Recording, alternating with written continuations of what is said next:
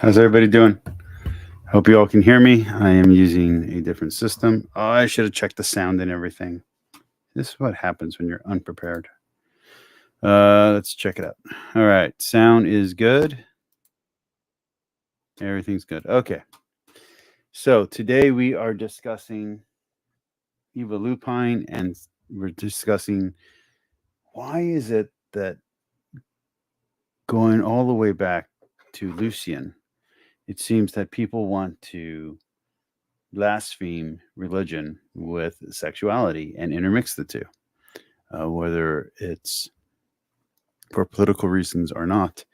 We're not really discussing today the religious cults that surround sexuality, such as Athena, or not Athena, sorry, such as Isis, or such as Venus, or Aphrodite. We're not discussing those kind of goddesses.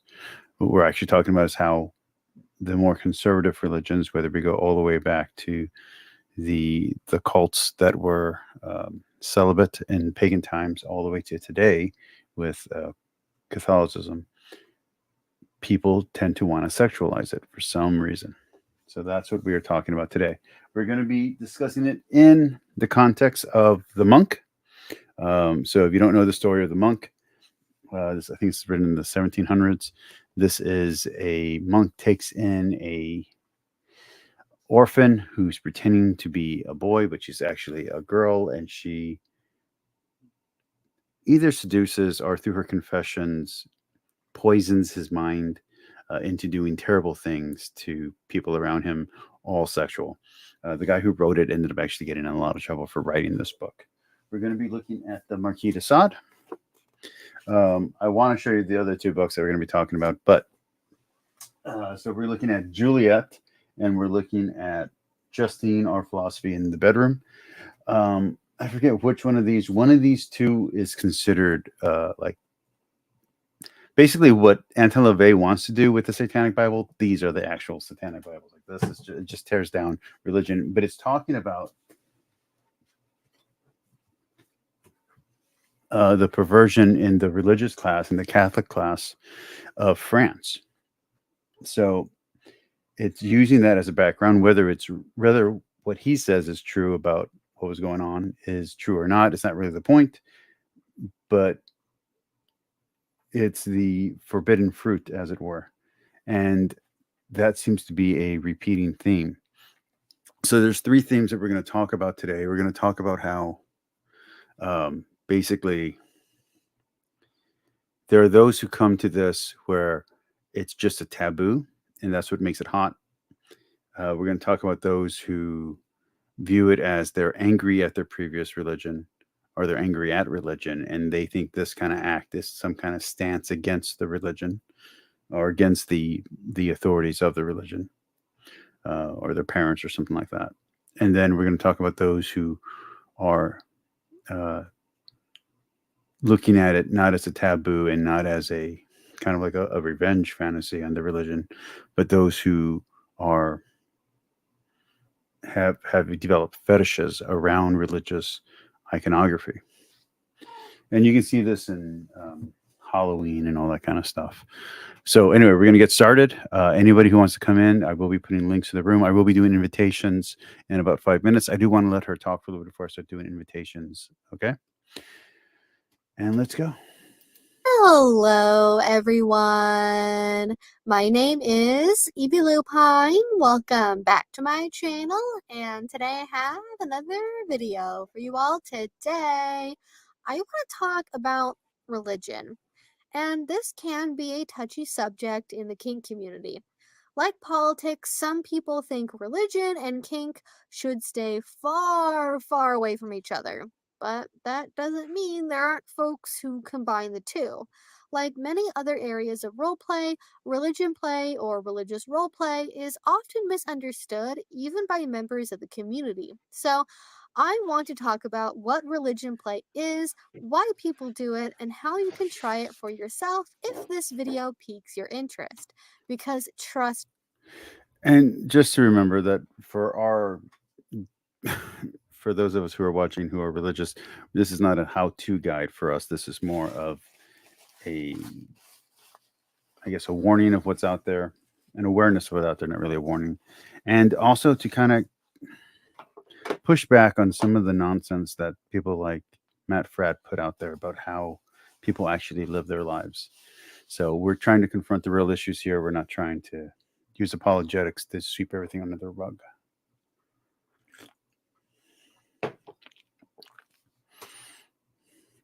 Trust me, there is so much more out there than just cheap Halloween nun costumes. Although, don't be ashamed if that's how you discover your kink. It's a perfectly fine place to start. But what is religion play exactly? I see it as a form of consensual kink play where the participants use the motifs, rituals, and or aesthetics of a Let's look at this definition. So, religion play, a form of consensual, this is clearly her definition, a form of consensual kink play where the participants use motifs, religious rituals, and or aesthetics of real or imagined religion as part of a role play or other BDSM. B.S. Lewis says that he dresses up as an altar boy when he has sex. Yeah. Anyway, hold on. I'm going to share this to everybody. Hold on. Let's get into that. Okay, so I would say that there is a taboo. There's people, if you go to certain subreddits, you can see people blaspheming and defaming everything from Hinduism to Islam to Catholicism.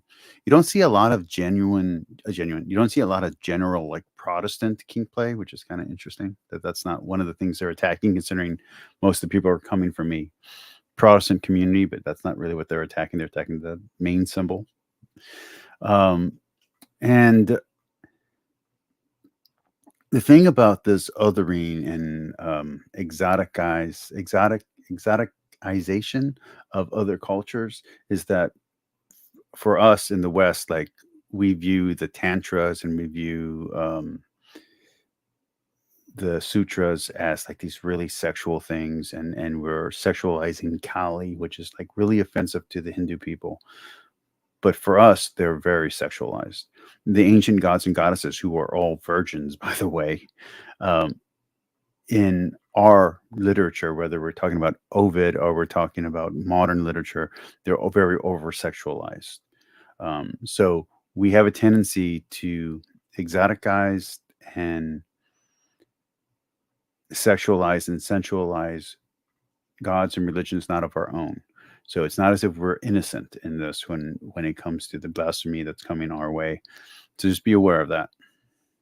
So I would say it's more.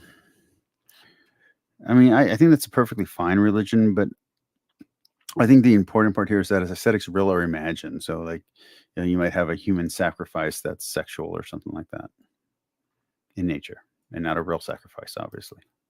real or imagined religion as part of a role play or other BDSM scene. People also use religious elements as an aspect of their power exchange relationship as well, so it's not even limited to scenes if you don't want it to be.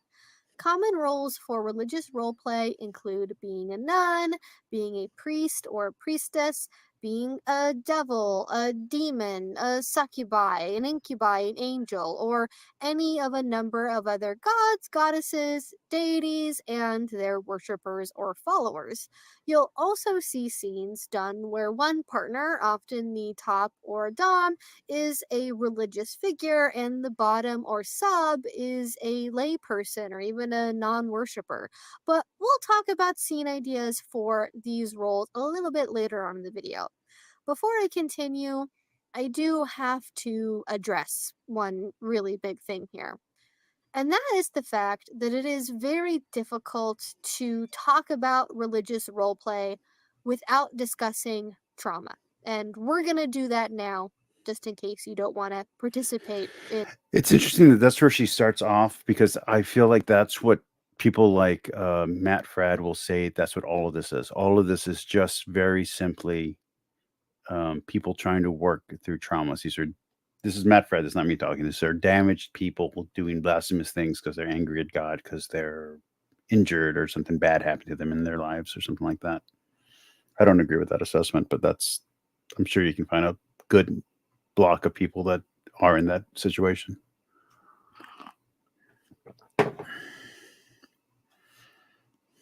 In that aspect of the conversation. While I often cite studies on this channel that show that members of the kink community are not any more mentally ill than the general population, and that an interest in kink does not exclusively come from trauma, that doesn't mean trauma never plays a role.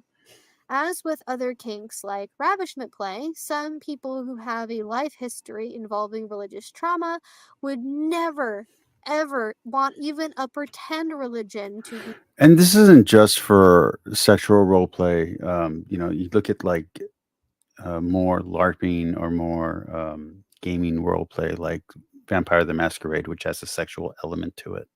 Or you look at something like Dungeons and Dragons, which has more of a humorous tone to it.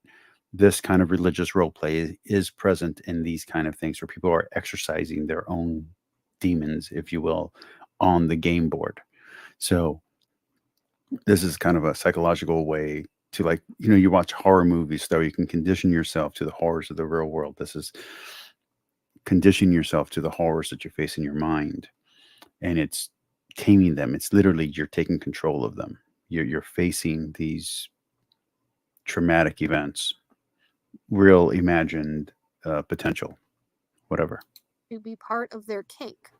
Whereas others, But I don't think that's the main drive behind this, because I think there's a little bit of taboo going on here and a little bit of fetishization going on here, more than trauma dumping and trying to work through issues. I think that's present with some people, but those people are the people you probably don't want to play these games with.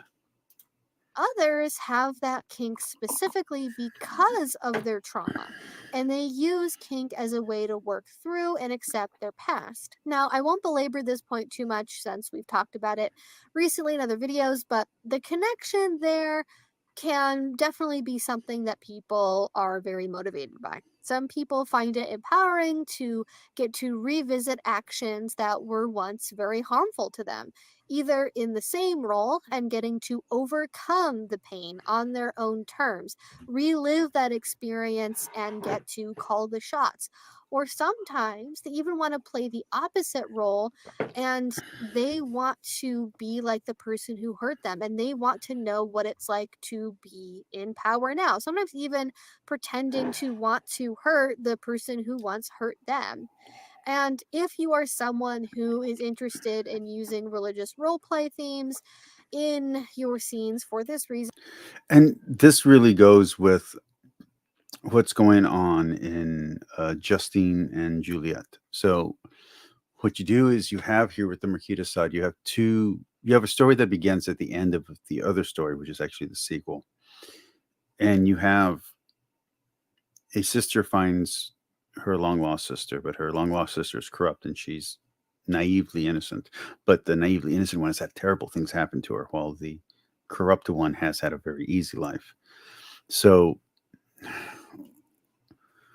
what ends up happening is that they try to corrupt the innocent, naive one who's been through the trauma, so that she wants revenge, so that she finally breaks. And I believe at the very end, the very last scene is her breaking and giving in to evil, giving in to temptation, and she gets killed. She dies, lost. It's a total tragedy. But it's her trying to work through her issues. And while Juliet owns every single situation she's in, I think it's Juliet, or maybe it's Justine. Juliet, who owns all the issues, every situation that she's in, never becomes a victim through all these traumatic situations, while Justine does. And so it's interesting that even in a time when psychology wasn't developed like it is now, this kind of thinking was in the mind of even someone as perverse as the Marquis de Sade. reason, I really highly recommend you inform your partner of this before you start doing a scene together. The emotional weight your partner may need to carry can be vastly different between just for fun scene and a revisiting my dark childhood to take my power back scene. And not everyone is equipped at all times to do the latter. And in my opinion, it is your duty, no matter which side of the slash you are on, to inform your partner of such things so they can have the data they need to make a risk aware decision about doing a scene like this. Talking about it up front can be awkward, I know, but again, in my opinion, it is much better to get that awkwardness out of the way now versus when they have to call the scene early because you had a reaction that they didn't anticipate because you didn't tell them about it. Basically, I'm just And if this sounds foreign to you, lay it, take it back, take it out of kink. Everybody knows that you want to date the pastor's daughter. Every guy knows this in high school. Everyone knows what they say. You know what I mean? And the idea of a sexy nun is completely within the culture. It's completely enculturated. So you don't have to take it to the kink level or the taboo level or the fetish level. Just in general, you already have a culture where these types of religious people are sexualized. Um, I think some of the most popular stories in female romance is them seducing a priest. So it's not as if this is something so out of the ordinary or out of the world that it's not understandable on a simply base attraction level. Asking people to be responsible and to inform the people they play with the And it's also she's just talking about role play. In real life, there are priests who have fallen and nuns who have fallen who then do incredibly evil acts on the altar and get busted and get arrested for this kind of stuff. Of course, they get defrocked. Of course, they get thrown out of uh, communion. But more than just excommunication, they also are criminals. So again, you shouldn't be shocked at this topic. Here we go. the emotional things they need to know about, not just the physical actions and the physical boundaries I think we sometimes get maybe overly caught up on as a community. But not all religious play is done because one or more of the participants is dealing with something from their past. So, And like I was saying, I think while I think there is some trauma processing going on, I think most of it, especially if you're coming from a place where you haven't been sexual and now suddenly you're in a sexual situation, most of this is taboo and fetish. Most of this is thrill seeking. It's not so much uh, trauma processing. some folks like it just because it's hot. We've discussed before how nuns are often eroticized because their sexuality is so What's better, eroticized or exoticized? taboo, for example. Not sure yet if that video is actually going to come out before or after this one, but we're going to be talking about it soon, if not already. It might be fun to get to flog your partner who kind of looks like Jesus and, just happens to be Easter and you've got an old Roman soldier outfit from a high school play, and why not pull it out? You don't have any other plans? It could be a fun time. Some people, especially atheists who I was about to say that. So, a lot of this is also anger at the religion or blaspheming the religion as if the icon or the image is the actual thing that's being degraded. And again, we should not be shocked at this. What the Protestants did after the Protestant Reformation is they destroyed and desecrated all holy art and all holy objects. They did terrible things to the Eucharist. They did terrible things to the crosses, to glass stained art, to Bibles, especially Catholic Bibles. So don't think that this is something that's just out of left field.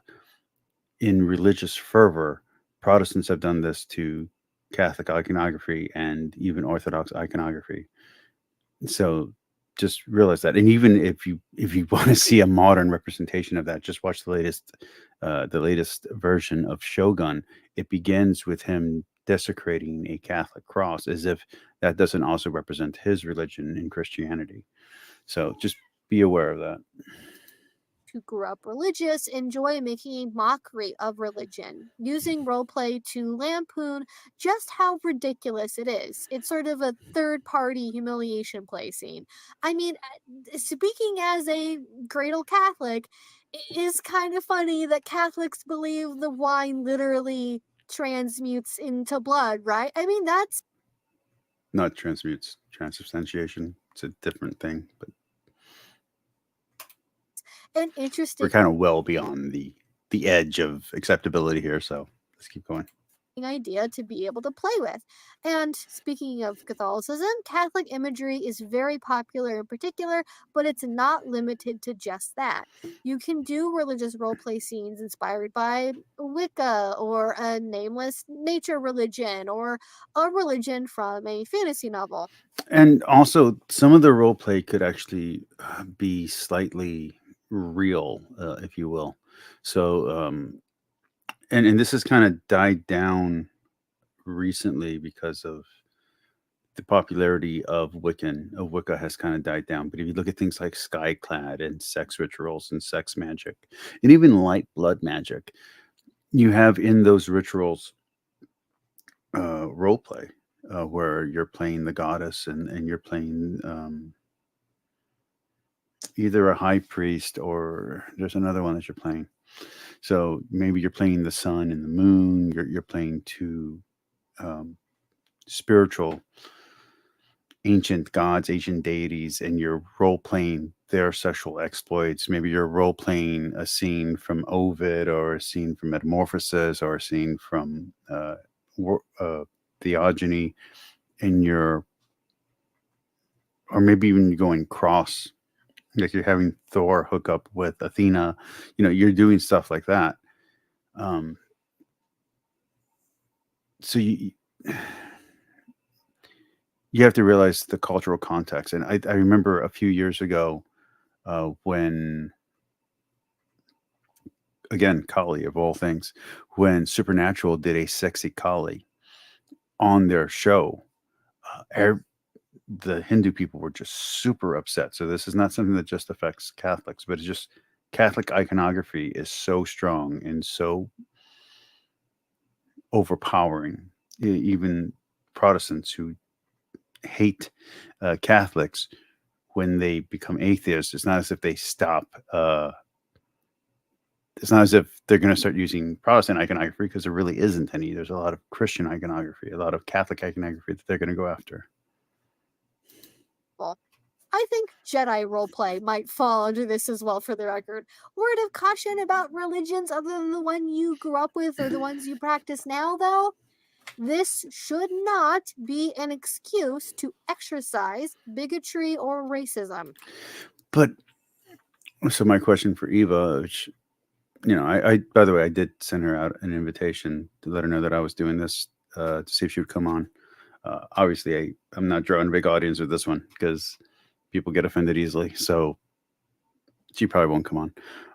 But my question for her would be, how is it not showing a bias or a hatred toward Catholics by doing this? I mean, this is specifically anti-Catholic. You're specifically going after Catholic beliefs and Catholic holy objects and Catholic ideas and theology. How is this not anti-Catholic, especially a religion that calls to chastity, and now you're going to sexualize it? It's 100% hate. Even if it's done in fun, it's still hate. It's still blasphemy. It's still there's still a resentment being expressed there. It's like when people are doing horrible is the wrong word. When they're doing sexual things to the Quran, that's gonna really piss off Muslims. It's not like no. And when people are doing things with Kali or other goddesses, are doing things with Vishnu, that's truly offensive to the Hindu people. So I don't see how Christianity suddenly becomes allowable because oh, I used to be Christian, or I know people who are Christian. I think if it's not allowable for one culture, then it's not allowable for any culture. And then you should keep it to either those versions of ancient religion that were sexual, or keep it to fantasy and keep it to fantasy religions. I mean, if you're truly going to try to be ethical about your role play. If it's not part of your culture or your heritage or your current life experience, just don't go there. That's my opinion, at least, especially because some people include religion in their play as a serious. And I was just saying that right now about how some people do it literally, not just, it's not just metaphorical for them. See some of the spiritual writings from Lee Harrington. Let's see. We have Dark Moon Rising, Pagan BDSM, and The Ordeal Path. Queer Magic Beyond Power Beyond Boundaries, and we have Sacred Kink. So I'm familiar with this book. I'm not familiar with either of these books, but this one I've perused before, researched a little bit of it before. Or even Caldera, if you want to know more about that perspective. So it's not always just done for laughs or healing or for the fun of it, but also as a way of expressing devotion to a deity or to conduct magic. And if that's what you want to do, I'm sorry to tell you that that is outside the scope of this video. I do think there's a separation between like religious roleplay and using kink as a spiritual tool for a religion you are actively practicing and channeling through a kink scene. But even if you're considering from a Christian Catholic perspective that all of this is already blasphemy and that all the other gods don't really exist, it's all role play. I mean, it's all acting. It's all imagination. So I don't really see that same line that Evie Lupine's trying to draw here. She's trying to be culturally sensitive. I just don't think there's a way you can do this and be culturally sensitive at the same time. It's kind of the expression, you're in for a penny, you're in for a pound. Once you cross that line, you've crossed that line. I mean, there's no barrier there. And that's why I wanted to draw it back to, before you get to the fetish and the taboo and the kink of it all, there's already a sexualization happening. There's already attractive people who are then seen more attractive because they're veiling or because they're covering up, which is a weird inverse and a weird thing that happens. But it's the mystery of it all. It's the what if of it all, the fantasy of it all. And I think this is where the interplay between lust in real life and lust in the mind, where lust in the mind becomes a sin. Like people have asked me before, how is that even possible? How can lust in the mind be a sin? Exactly like this. This is where that comes from, because you're no longer in a purely fantasy world. You're now in the, how could I have this situation happen? You're now in the planning phase, if you will, but you're stuck there. And I don't think it's just limited to sex and kink either. You have things like movies, where in movies people are literally role playing priests and monks and nuns, and horror films that are doing this kind of stuff. And you have sexualized terror and sexualized horror, and you have I mean, everybody knows the Scream Queen. Everyone's in love with the Scream Queen. I think that you can go something simple and semi milquetoast until that one season, like Angel and Buffy. There's a sexualization of vampires that has to do with religion, and people have taken that away. They've taken vampires out of religion, but originally they're religious demons. That's part of the story, and the sexualization, the inversion of the blood and the flesh, that can be seen in something like Dracula or in Carmilla. This is very rich territory that people have been mining for a very long time. Whether you want to call it blasphemy, whether you want to call it the fetishization of religion, it's a very old kink. It's not new. your desires fall more on the role play for fun side of the spectrum, worshipping a deity isn't entirely out of the question. One form of play that gets attention more in pro-dom circles than in the lifestyle community.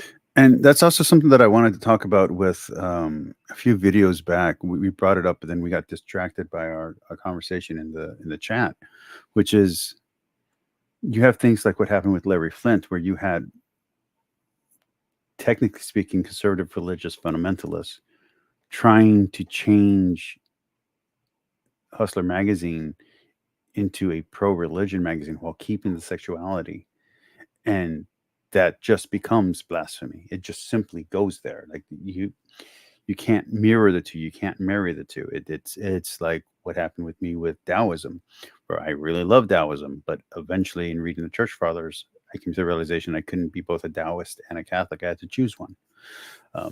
You can't be both kinky about sexuality and be an active practicing Catholic. You have to choose. You can't be lukewarm on this. This is not one of those things where you can be like, oh, it's okay. It's just something we do for fun. No, if you're going to go this route, you're going to have to be out of the church. Like, you're just not going to be able to stay in the church and practice sacred sexuality.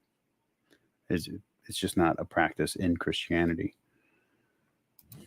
Is goddess worship. As the name would suggest, it's mostly associated with femdoms, but there's no reason you can't worship a god or a deity or a genderless infinite void to your heart's content, or the flying spaghetti monster. When done in scenes, deity worship often includes a lavishing of attention. That could be physical, like with foot rubs, or kissing the actual ground the deity walks on, or hand feeding them grapes, and so on. And again, notice that what she's saying there, if you go and you read some of the medieval and later writings of the doctors of the faith, you will see very sexual descriptions of the relationship and the consecration between the nun and God or Jesus, or the receiving of communion, or the communion between brothers in platonic, in a platonic sense that when you read it is not platonic at all. It becomes either homoerotic, it becomes what's the term for divine erotic, or whatever, dio erotico.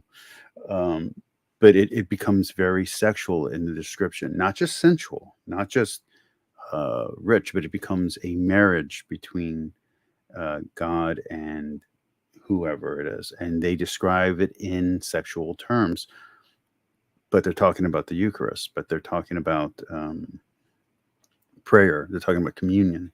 They're talking about what it means to be one in body and soul with each other and with God. And it's this kind of sexual description that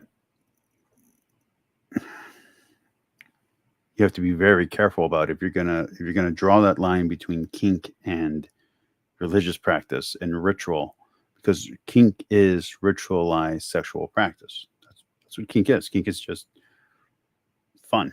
It's just doing things in a certain pattern that leads to fun. It doesn't have to lead to orgasm. That doesn't have to be the goal. The goal can be kind of this. It broadens the definition of what sex is.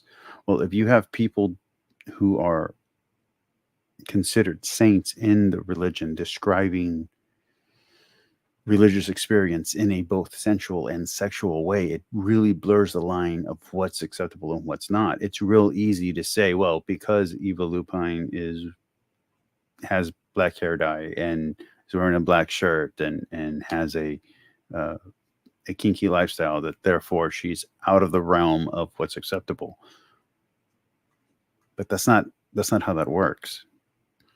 Someone can dress a certain way and still not do anything that crosses the boundaries of a certain religion, while on the other hand, someone like a priest or a pastor can act like they're being super religious, can act and perform that they are within the bounds of acceptable sexuality within Christian boundaries, and yet they are abusing people. Whether it's that they're kinky in their personal lives, whether they're on Tinder or Hinge or whatever, and they're having a lot of partners. They're not living up to the sexual standards that they themselves are preaching. And because they're the ones preaching it, it's now becoming a fetish. It's becoming a taboo. It's something that they're not allowed to do. So now they got to do it more. It becomes an urge, a desire, an addiction, and it becomes a huge part of their internal life, not part of their external life. And that's where they're expressing their sin is there. They're putting all their sin into this one pursuit, and they eventually get caught. And then they have to do these stupid apologies on YouTube where they're like, I love my wife, but I don't know what happened. Or I love my husband, but I just felt this was right. I thought this was love, whatever. And they're just BS bullshit excuses that are covering up for the fact that they have this desire in them that has grown through the denial of it, through the denial of the sexual emotions and feelings that they have, because they're putting on this like two-face, and it becomes a very Jekyll and Hyde situation.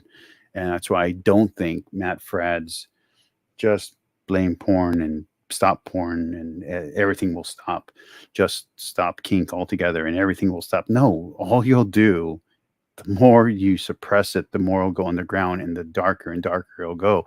While on the other hand, light is the best disinfectant. So just make rules that are legitimate rules, legitimate laws about, age of consent, 18 up.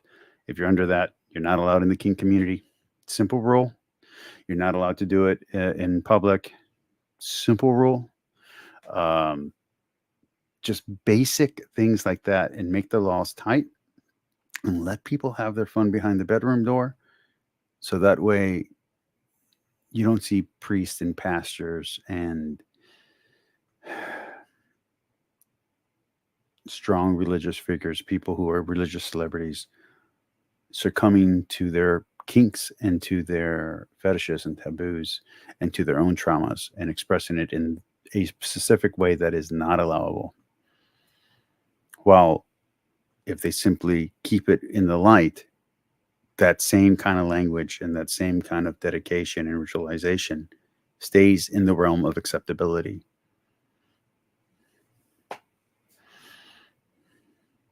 But it doesn't have to be that. It can also be monetary, which creates an overlap with findom if you go in that direction, or it might include gift giving. What genderless infinite void wouldn't love an all expenses paid trip to the spa after all? Some deities are best worshipped, though, by providing them with amusement, like offering them a song or a dance in their honor. Others enjoy it more when their worshippers debase or make a fool out of themselves. If forced animal roleplay, bootlicking, SPH, or other forms of humiliation are your things, this is one way to incorporate some of those elements. But naturally, as with all things in kink, the best way to know what to do is to ask your deity what they like. They probably have some ideas, and maybe even a list of demands delivered from on high they would love to give you. And speaking of that, let's talk about power exchange, because that can be a big part of worship as well. Even if the relationship isn't And I think at the power exchange is where the trauma processing probably comes in. So, like I said, the fetishization and the tabooization of religious symbols is not unheard of. The sensualizing and sexualizing of religious experience is not unheard of. I think it's when the power dynamic is something traumatizing, not just the act, but the actual, because people can get over physical injuries without being traumatized. It's the mental or processing their trauma and then they can get over it. It's the mental trauma, the emotional trauma. That's the shit that stays with you almost forever. Like that's the stuff that's truly hard to get over, is the internal scars, the unseen scars. So I think that is where some of what Matt Fradd says is true, is once that violation happens in real life, then it becomes, I need to work it out and figure it out. And I'm going to have it affect my sexuality. I'm going to have it affect who I sleep with. So Now you're sleeping with people you're not attracted to because you're trying to work through a problem. So you're just sleeping with the same person over and over again. Or you want to avoid monogamy because you saw how bad your parents' divorce was or something like that.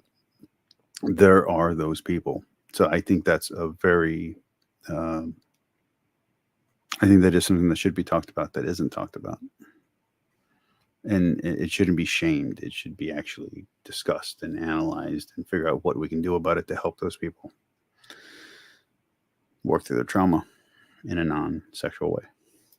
Explicitly religious in tone, many people think about their DS relationship as one where they worship their dominant partner, following their commands the way a pious follower would in a more religious, overt context. I've heard some describe their power exchange as being a process of becoming their dominant's high priest or priestess, cultivating a high level of devotion to them, always looking to go deeper and deeper into their submission. The way that some very devoted Christians think about the way that they always want to have a deeper and deeper relationship with Christ. I've heard it said before in women's circles and Christian spaces that you need to put Jesus above everything and all else and love him more than your husband. That sure sounds like could be going in the direction of kinky devotion to me. So, and you don't have to go to something as blasphemous as inverting the relationship or perverting the relationship between the divine and yourself. You can also just go to stuff like this. This is the Sabbat. This is Vampire the Masquerade. This is all about kinky, slightly sexualized, and also violence, sexual violence, but within consent, because there has to be consent for this game. It's one of the rules. But this is just the same in games. This is a game. This is a game for adults, but it's a game. It's not a sex game. It's a regular game. And what she's talking about is in here. They have their own interpretation and reinterpretation of the stories of the Bible and the stories of epics like Gilgamesh and other ancient writings. And they invert them and pervert them into the story within the context of the story. Okay, let's keep going. Such a relationship might include rules like having to have a regular confessional with your partner, or offering them a morning or evening prayer or some kind of ritual, wearing a symbol of your relationship at all times of the day, like people will wear a cross, like a "what would my dom want me to do" bracelet. And the more I think about it, the more I realize power exchange might not be so different than standard monotheistic religion. Sky Daddy indeed. As much as I sort of hate that meme. I don't appreciate that either, but that's fine. And then you got stuff like this, like Cult of the Blood Gods. You look at anything like, I think True Blood had a whole season dedicated to the sexualize it through sacred sexuality and the Madonna whore thing going on with the Maenads and Bacchus. And so there's one religious ritual where, and this was a real one from history, where the guy would play with himself basically until he was about to, and then they'd cut off his stuff, and then he would dedicate himself to the god. Yeah. So, this stuff is ancient. It's not as simple as just, it's not just simple blasphemy. There's other stuff going on. And I think the fact that it's uncomfortable for people to talk about the fact that the person who's presenting as the most noble, clean cut person might have the largest kink. And not being able to talk about that or to analyze that, I think is a shame. I think suppression leads to horrible psychological damage. And I don't think that's a good a good route. I don't think Matt Fratt's answer is the best answer. Not that I think Evie Lupine's is the best religious answer. I mean, that's not what I'm saying at all. I just wanted to get her perspective because she's, has a different perspective than we do. There's a little bit of truth in that, I feel like, some of the time for some people. Some people get really into religion instead of admitting they have a daddy kink. But that's not for me to decide over. That's their own journey, okay? And although I love Power Exchange, this video is supposed to be focused on scene ideas, so let's get back into that for a moment. The world of religion play is quite diverse, so I'm sure I'm going to leave some things out, but I see most play in this area fall into at least one of these three bigger categories. One is traditional, straight up religious roleplay. Two is blasphemy or corruption roleplay, and three is pseudo-religious So I was going to talk about that earlier, and then I forgot. I was going to talk about corruption roleplay. So I don't think blasphemy roleplay and corruption roleplay are the same thing, but I do think the idea of destroying something beautiful, of the thrill of corrupting something or someone, is a real thrill.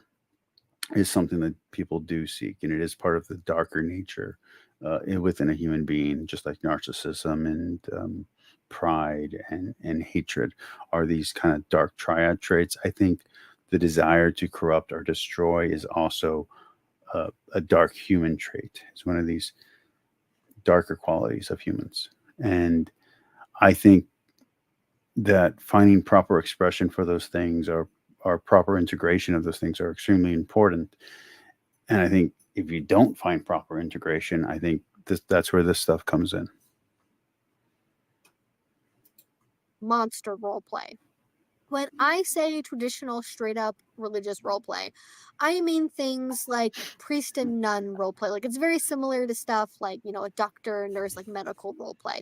So you're going to be doing things like maybe doing a confessional scene with a lot of emotional humiliation while you're in like a stand up cage, or maybe you're seeking spiritual redemption through physical pain, or role playing as a naughty Catholic schoolgirl. The religious part may be quite perverted in both senses of the word. After all, most people are not getting an OTK spanking while praying the rosary, but it doesn't involve any huge subversions like blasphemy play or any supernatural elements like monster roleplay might be more. I do think the corruption and the corruption aspect and the not blasphemy, there's another word there, because blasphemy and sacrilegion is part of this, but there's part of it that is the corruption, and there was another word she just said and I just forgot it. Let me play it again. Of the word. After all, most people are not getting an OTK spanking while praying the rosary, but it doesn't involve any huge subversions like subversion. There we go. I think the subversion aspect and the corruption, the thrill of corruption aspect, I think is more powerful and more of a driving force for these things, especially when you mix it with the taboo aspect. I think that's what's going on with a lot of this. And if we take it to something criminal, you can see that with when you're like, well, why is this 25-year-old teacher or this, a female teacher who has a great husband and has a good relationship, why is she doing these things? Why is she crossing into taboo? And I think that's part of the fear that people have with role play taboo, is that they worry that the play itself will lead to real action. So it's the people who think that, well, if you watch violent movies, you're going to be violent. If you read violent books, you're going to be violent. If you play violent video games, you're going to be violent. Now, study after study after study have shown this is not true. The fantasy never leads to reality in these with these things, at least not in the majority of cases. People do not play these video games and then have an urge to actually kill someone. People don't sex play, role play, sex play, and decide to go do it in real life to someone, to a stranger.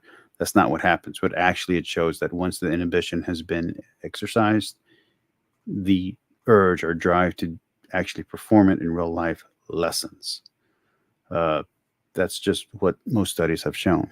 So I do think that there is room in healthy sexuality for kink. I don't think religious kink is something that I would be comfortable with ever. I don't think it's something that, as a Christian, we should accept. But I think we should acknowledge that it's a real thing and it does exist, and that we should understand the psychology of people who are practicing this kind of behavior and hobby, because to them, what they're doing is not evil. To them, it's just fun. To them, what we believe is nonsense and crazy. So I think we should acknowledge those kind of things, and I think we should be allowed to talk about this kind of stuff. Blasphemy play or any supernatural elements like monster roleplay might be more likely to include. This would also include scenes that recreate people's lived experiences in a more controlled environment and doing processing around them, or at least playing around with them in some fashion. So, for example, that would be like doing a scene where you're on a camping trip and you want to recapture something that happened at Christian wilderness camp in high school. Or maybe you want to do a pseudo reverse baptism again, but on your own terms. And then you get to fight back and struggle instead of having to go along with being baptized. These kinds of scenes can be healing, silly, irreverent, and sometimes all three. I think there's a lot of stuff you can do without necessarily having to completely flip everything totally on its head. But maybe you are the kind of person that likes to flip ideas on their head. Maybe you like to play in a little bit more of a psychological direction, a little more scary, a little more intense, a little more dark. And I think that is where blasphemy and corruption roleplay come in. And I could do a whole video on this subsection alone, but I think I'm going to save that for Halloween this year. So we probably won't be doing that one because I think that one will probably cross the line of what's acceptable for my channel and for my audience. I don't want to completely alienate everyone. But I think you should remember that Frankenstein is an inversion, is a subversion of Christian ethos. Dracula is a subversion of Christian ethos. Carmilla is a subversion of Christian ethos. The Monk, her subversion, is a subversive story to Christian ethos. Anything written by the Marquis de Sade is a subversion of the ethics, ethos, and virtues of Catholicism. So these are not. These stories are popular for a reason. Vampires are popular for a reason. Witches are popular for a reason. In fact, I think as society was becoming more and more religious, things like witches became more and more popular, not because they're real, not because there's a real magic, but because you end up fetishizing that which you're not allowed to partake in. And this fetishization becomes a type of religious aspect. And these rituals, whether you want to call them kink or not, are part of your expression of that repression and suppression that's going on in your mind. So I do think overly repressive cultures lead into kinky societies.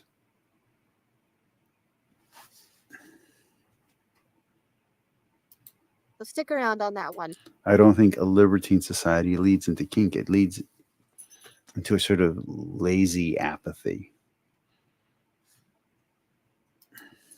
Generally, though, the purpose of these scenes is to subvert the expectation of a religion completely, or to let the so-called dark side win. I mean, obviously, if you talk to a Satanist, who the dark side is will be fuzzy, but like generally speaking, it's the ones associated with like darkness and demons and like the scary stuff that modern mainstream culture would consider to be scary. You know, especially. But again, I think the modern mainstream culture has changed. You go back to the 80s when people who are now our cultural heroes would be considered cultural villains in movies. And now that's flipped. The sports star, the Christian conservative person is the bad guy, whether it's the movie Saved, whether it's any modern film, whether it's X-Men 97. The hypocrisy and bigotry that comes out of religion has now become something that is culturally unacceptable. And on the other hand, the perversions and sexualization of humanity which used to be repressed, is now becoming acceptable. So you have this cultural change and this cultural shift. And yes, Evie Lupine and her followers, I guess, are going to be on a much further extreme than the people that we usually deal with in our daily lives. But that doesn't mean that the people in our daily lives don't have a secret sex life that we don't know about, or a secret kink life that we don't know about. And I think that's something that should be acknowledged and not ignored. Especially getting to loyal followers and like mind controlling them and things like that. You know, maybe it's Mormon missionaries going door to door to convert people. Well, whoopsie, maybe they actually end up being converted to Satanism by a wily witchcraft practicing seductress. That's the kind of thing. I'm pretty sure I've seen a movie or a TV show about that. Was Salem? Did Salem have that storyline? That blasphemy and corruption play is all about. Sabrina, maybe? In my humble opinion. It's not just about the Catholic schoolgirl being spanked for being naughty, but the schoolgirl accidentally performing a spell while secretly masturbating and then releasing an evil spirit that feeds on torturing human beings when they dare to self-pleasure. Or maybe the schoolgirl was tricked into giving up her purity and now she's getting a taste of what hellfire will be like as a result. And maybe that hellfire feels so good that she couldn't possibly stop herself now. Yeah, blasphemy and corruption play naturally overlap with the next category I'm going to talk about here as well. Think of a priest who is trying to perform a classic movie exorcism just to be overwhelmed by the demon himself and end up being possessed. Or maybe an angel was sent down from heaven. I think part of that is the story in The Monk. And the angel ends up falling in love with the devil and then turns their back on God. I feel like there was a manga that there was a clamp manga that talked about. There's also Good Omens has that storyline, and there's a really classic, and it's a movie that I actually liked as a kid, about an angel who falls to earth and falls in love with a human and has to become human. It's not the later version, which is with Nicolas Cage. That's actually a good movie. No, this is an 80s B movie. It's terrible, and the angel is sexualized throughout the entire thing. But it's a B level comedy. It's not a sexy movie. It's just a B comedy. I can't remember what it was. I think it might have been something like Fallen Angel, and throughout the song they play that song Angel over and over again. So it had like real actors in it, and they actually paid for the copyright for the music. Talked about this at some point. I literally just remembered. Who remembers that? Could someone tell me? I literally forgot what it's called. Anyway. Also, if you watch Shit Snap, you'll see that a lot of the manga and manga style games, video games coming out of Japan have a lot of this kind of religious iconography and sacrilege and blasphemy in them. I know that in playing The Witcher and in playing Baldur's Gate 3, there's a lot of blasphemy there. So it's really hard to get away from it now in our current culture, where even wholesome family type entertainment will have some type of blasphemy, some type of religious play going on, some kind of kink going on. So the culture has truly changed from when I was a teenager, where all of this was subversive and underground. Now this is boiling up to the surface, And I think that is why people like Jordan Peterson and Matt Fradd and Trent Horn are so upset, because they are seeing things that they believe in and they hold sacred and they hold dear being denigrated in front of them. It's no longer an in the bedroom kind of thing. It's now an out and open kind of thing. And like taking the word pride away from Catholics and Christians, taking away the rainbow from Catholics and Christians. I think it truly does hurt them in a real emotional and psychological way, to see their symbols and their iconography and their beliefs perverted and twisted and used against them. I think that's a very hard thing to deal with, and I think it activates our disgust reaction, and I think that's why people in the religious right are so against pride events and BDSM events, even if they're non-sexual, even if they're playing within the rules, even if they follow everything. They're always going to condemn it because of the real pain and hurt that they feel, the betrayal that they feel from their family members who openly practice this lifestyle and practice things like religious play. And like I said, it's not just in a sexual way. It's like what we see in movies, what we see in cartoons. Now the religious person is always the villain. Now the Anglo-Saxon Protestant upper class person is always the bad guy. So I think this is tough for people to deal with on the religious side. Now I'm not even talking about from the kinky side. Anyways, many monsters associated with religion are products of corruption, an attempt to get humans to betray their creator. Think of an incubus or a succubus that ravages the pious housewife, or the many creatures who wait in the darkness for the lost souls who dare to tread at night. Vampires, for example, are now often devoid of their religious connotations. Modern depictions sometimes show them being completely immune to holy water and unafraid of crosses. I wrote a I wrote a vampire story. I didn't finish it, but and I rewrote it a few years later, where the whole character starts off by eating garlic, touching a cross, doing all the things that vampires are not supposed to be able to do, walking in sunlight. But it was written in such a way that by him doing those things, you immediately knew it was a vampire. Yeah, so I think the fear of the other and the fear of the Catholic, because Dracula is written as a pro-Protestant, anti-Catholic idea, where the Eastern Catholic person is corrupting the pure, Puritan, pious, virginal, chaste Protestant woman of England. And so it's a way to others, a way to tell that story. And then if you look at Carmilla, the innocent, I forget what her name is now. I don't think it's Juliet, but the innocent in Carmilla is seduced by Carmilla, and Carmilla represents this old Catholic, idea, and she kind of comes in and corrupts this again, a Protestant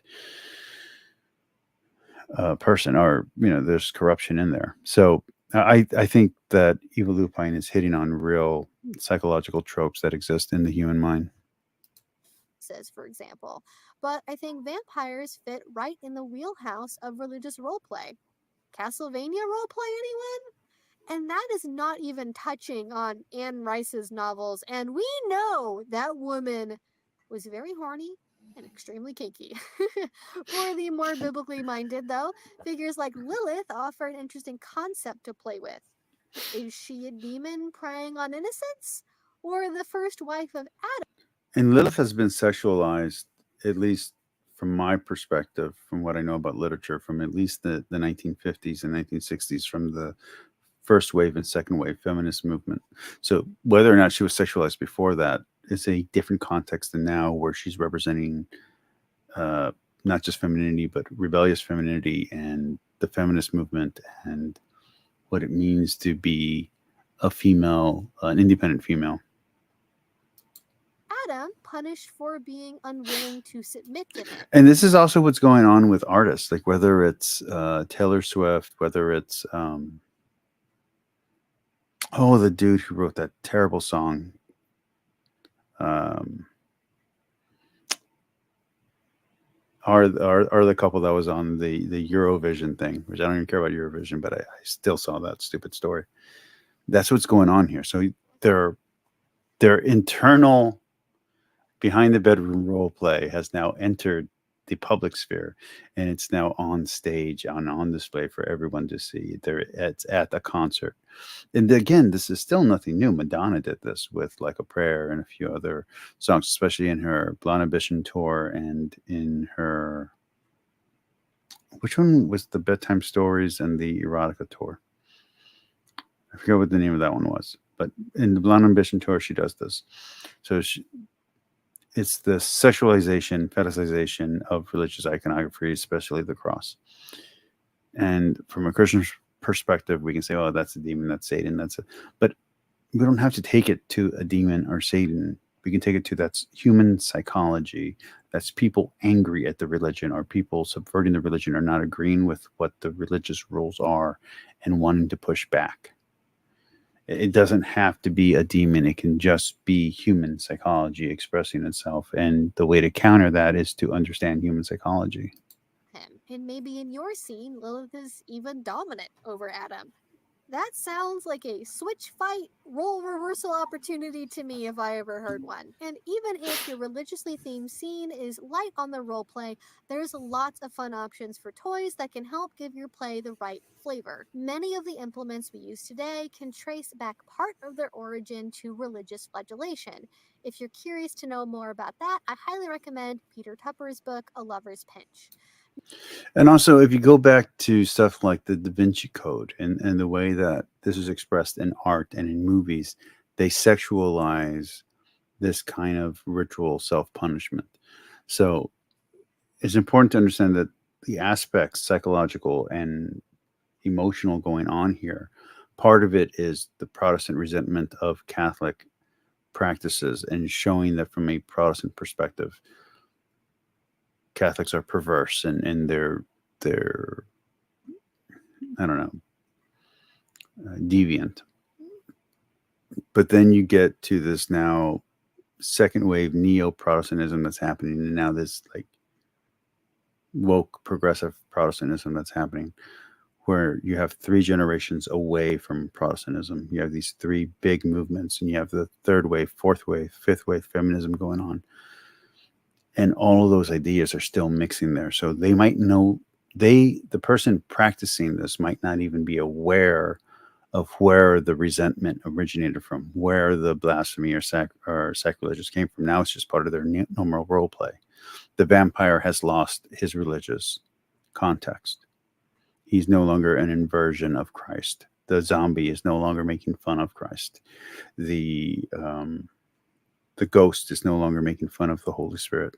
So you lost the context of the insult. You just have the fetishization and, I guess, taboo nature of whatever is now your kink. So the flail, the riding rep the crop, you might not even know where it is you're getting that thrill of doing something wrong from.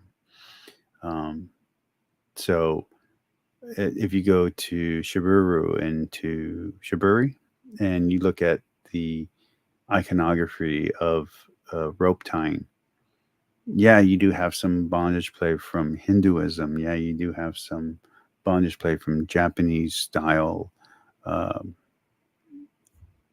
art, especially from the Edo period.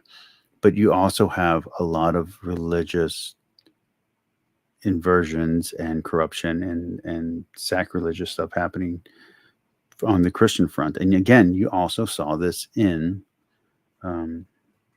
Shogun. In Shogun, the chick, the main character, goes to hell.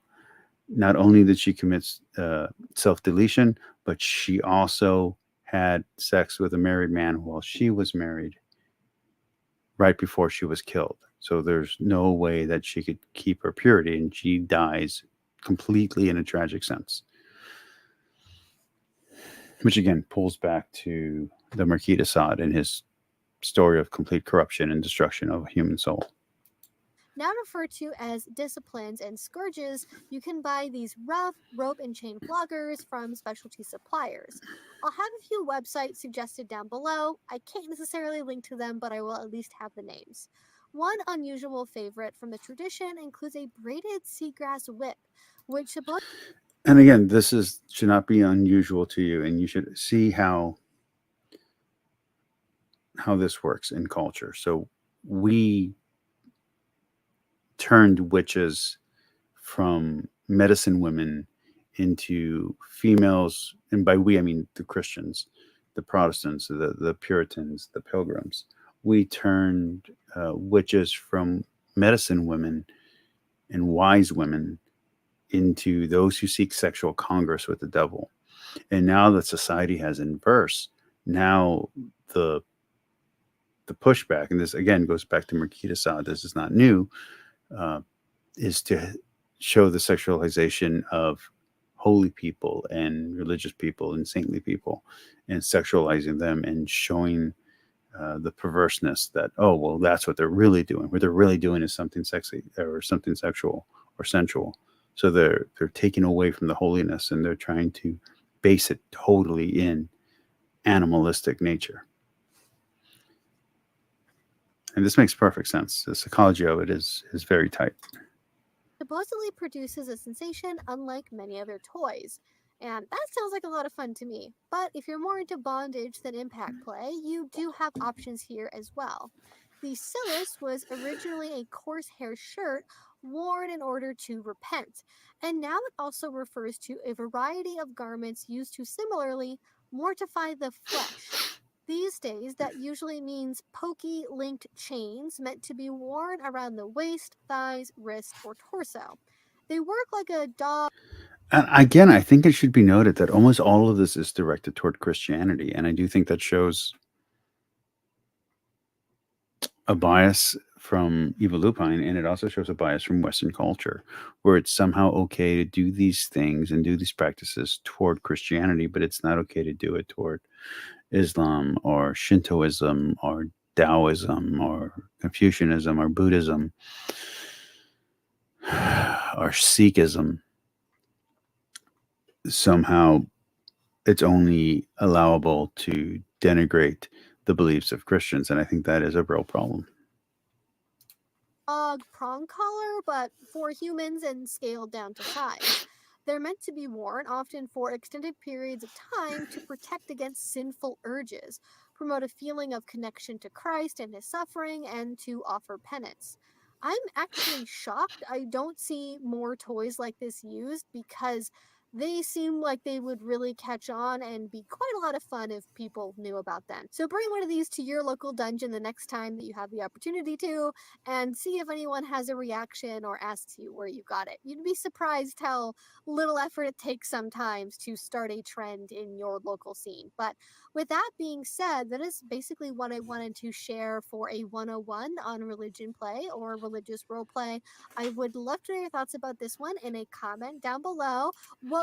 Same here. I know that a lot of people don't want to touch this topic, and I'm probably going to once again take an audience hit for daring to discuss something that nobody else wants to talk about. But I'm more into being honest and asking the real questions than I am into playing it safe. So let me know what you think if you watched all the way through. If you got to this point of the video, please put a comment down below. Let me know what you think about this, about her perspective, about my perspective. Should this be something that religious people are talking about and acknowledging does exist? Or do you think Matt Fradd is right, where it should just all be suppressed and we should all sweep it under the rug and never look at it? What do you think? What's the proper way for religious people to interact with kinky people? And understanding that in our pews, there are kinky people in our pews. Okay, and there are some kinky people who are priests and some kinky people who are nuns, and we have to deal with that. what is the proper way to have these discussions? What's the limit on your religious expression when does it cross over into kink?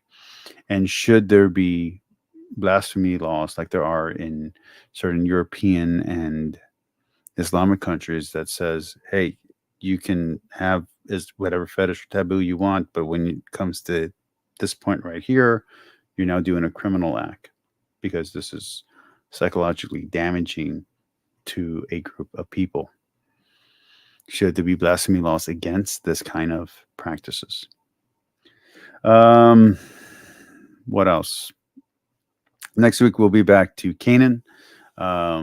If anyone's still subscribed to my channel after I had the balls to do this, and yeah, I hope you all had a good time. I'm gonna stay up for a few more minutes, see if anybody wants to join the room, and if not, I'm gonna be calling it a night. Let's let her finish her topic and see if anyone hops in. Love talking about a political and religious hot potato. What would you like to see in a real hot potato, not a fake one, like everybody else likes to? Oh, I'm gonna touch a controversial. No, I'm actually gonna talk about a real thing. follow-up video? I definitely want to talk more about corruption and blasphemy because that is a very rich area. I know it's like a really big niche kink for a lot of people. And if you are somebody who is into religious role play or like religious monster kinks or anything like that, let me know how you do that. Any like fun scene ideas, maybe ideas for costuming or role play gear or toys you like to use to get that flavor. Do you order holy water online? Do you have a hookup for a supplier of communion wafers? Sound off in the comments down below. And I do think that is a real issue here.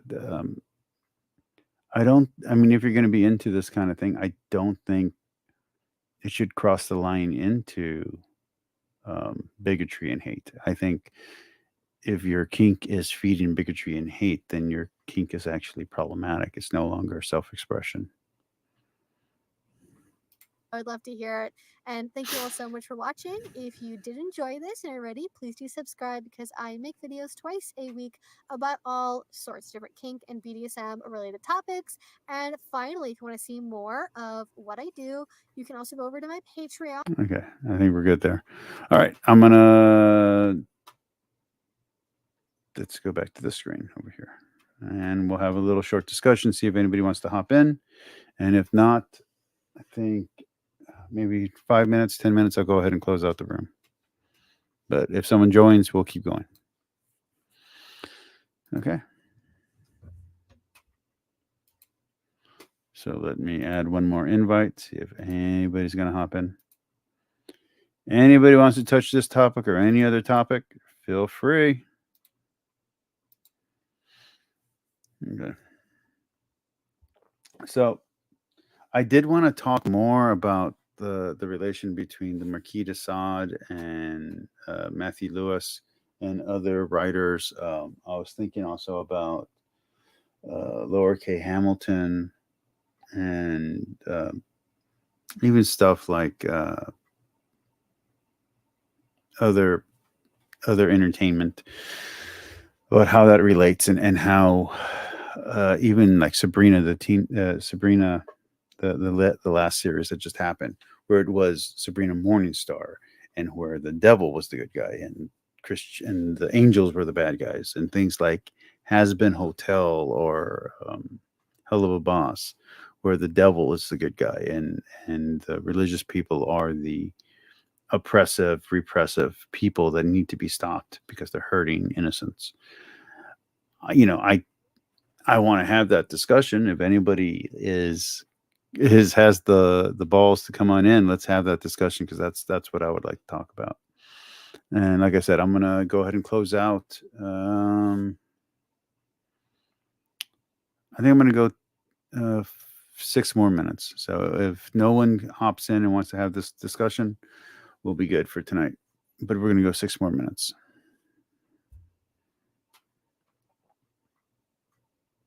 How do I close this? Bam. There we go. So this was fun.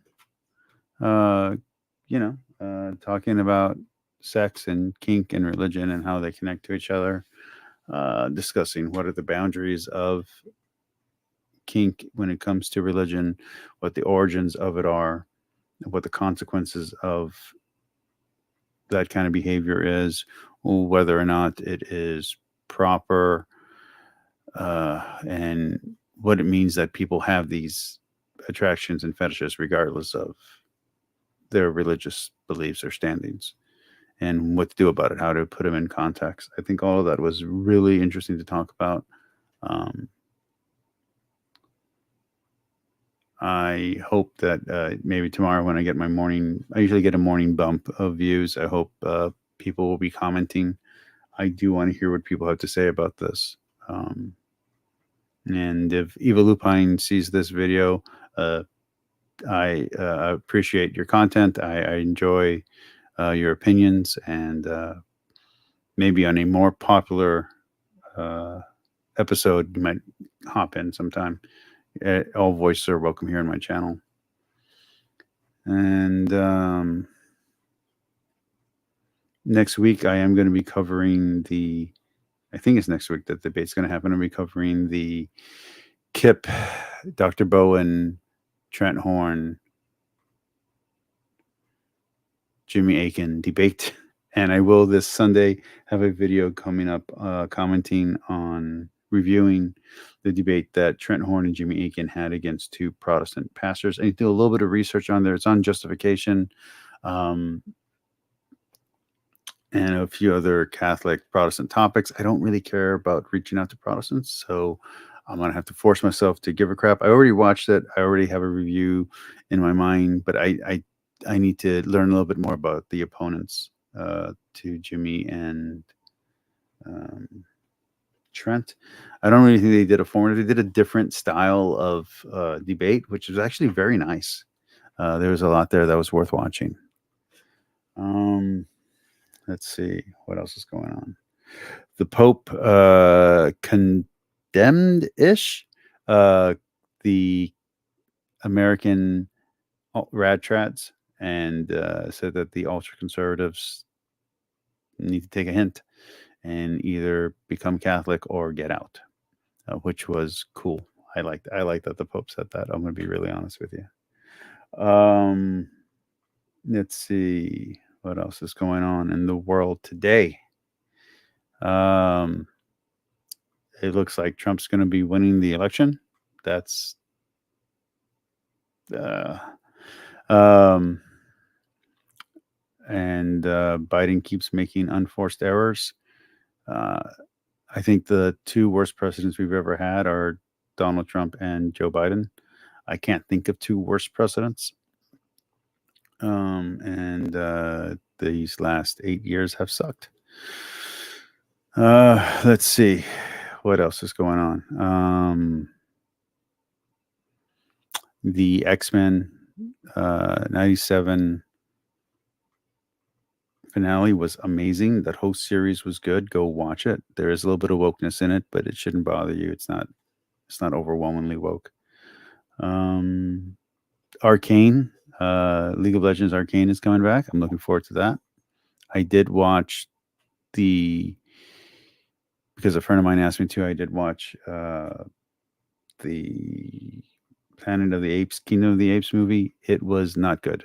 The first hour was boring. The last hour had nothing to do with the rest of the movie, and the middle was the only good part. So it wasn't worth watching. I plan on watching The Fall Guy on Saturday, so I'm hoping that's going to be good. I've heard good things about that reviews on it.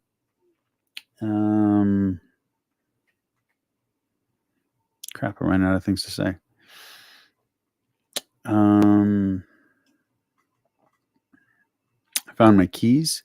The noise that I heard yesterday that I had to get off the thing, it was a branch falling on my roof. So that's a problem I got to deal with. And also there's a little kitten hanging out on the other side of my window that I'm now trying to convince that I'm cool. So that way I can maybe adopt it. Let's see. Where are we at? 30 more seconds, guys. Let's see if I can ramble on for 30 more seconds. My new job is going good. I'm really enjoying it. I really like it. And I need to, I have a supplementary job that I'm doing that I haven't been concentrating on, that I need to start concentrating on. I am writing again, so that is awesome. I'm hoping to have a book finished in about 10 weeks, and then I'll send it out to my beta readers. And then from there, hopefully I will get published once I start sending it out to publishing houses. All right, that is it. That is 125. We are done. I hope somebody watches this. I hope somebody enjoys it. Bye.